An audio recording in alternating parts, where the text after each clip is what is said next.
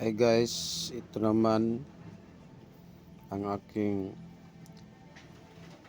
matagal na pinag-ingatan dahil dito maka-imbak kayo ng pira sa pamumuhay mo, hindi masyadong madulas ang pira. Ito po ay tinatawag na imbakan ng tubig, tinatawag ito ng banga. Ito'y bato na mutya ng banga po. Yan po. Pag may tangan ka nito,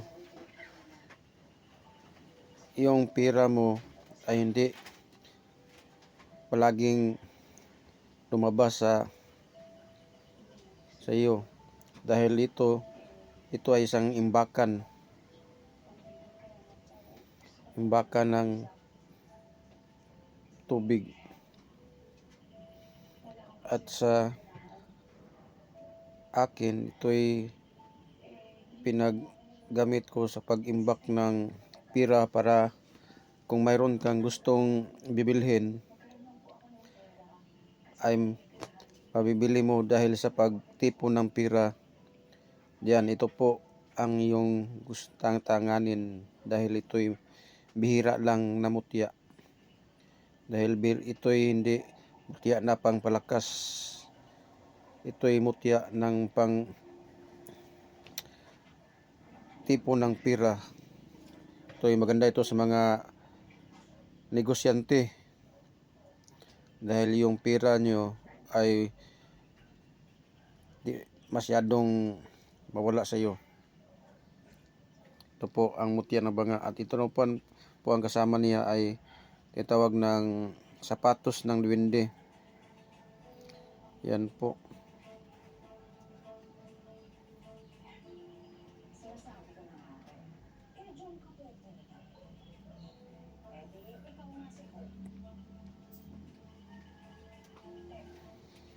Sapatos ng duwende, ito po'y maganda po dahil kung mayroon kang mga lakad sa mga negosyo mo at ito po'y maganda sa mga takaran kahit saan. At ito po'y may pambihirang kakayahan po sa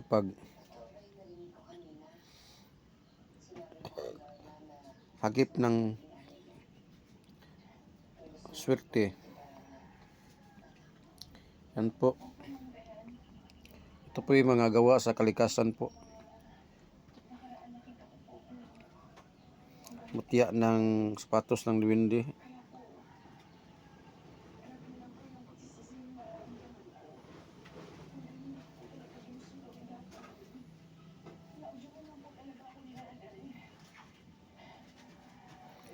Parang kulay gold ang kaniyang kon. Katulad din sila dito. Kasi ang pinakukunan dito at ito ay isa lang po.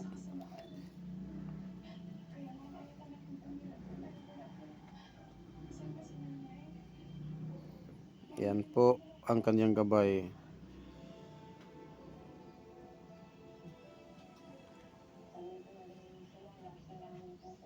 May mata, ilong, tsaka bibig.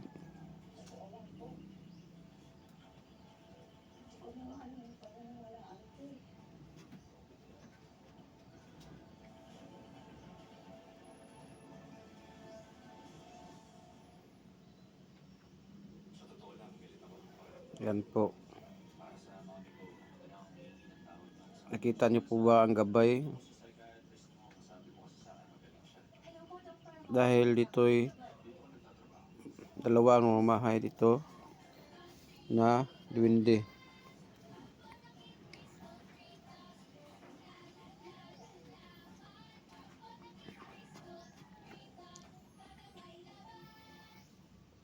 Ito po ang dalawang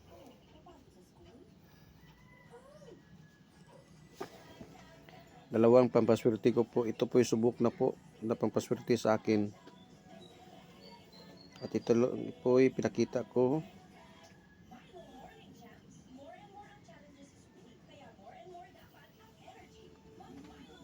Hanggang dito na po at maraming salamat.